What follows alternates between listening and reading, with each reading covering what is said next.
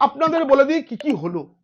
এক কথায়, সোমবার বিকেল 5টায় সংশোধন করার সুযোগ শেষ।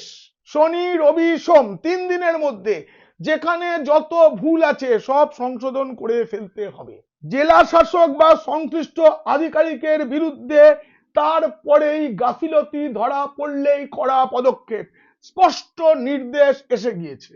শনিবার থেকে ইআরও এইআরওদের কাজের যে মূল্যায়ন হবে সেটা কমিশনকে রিপোর্ট পাঠাবেন রোল পর্যবেক্ষকরা।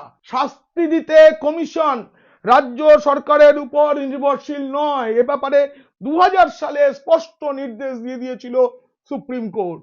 জেলা শাসক তথা আইএএস অফিসারদের গলায় যেন কোনো রাজনৈতিক কথা শোনা না যায়। একজন যোগ্য ভোটারের নাম যেন বাদ না যায়, আর একজন অযোগ্য ভোটারের নামও যেন ভোটার তালিকায় না থাকে।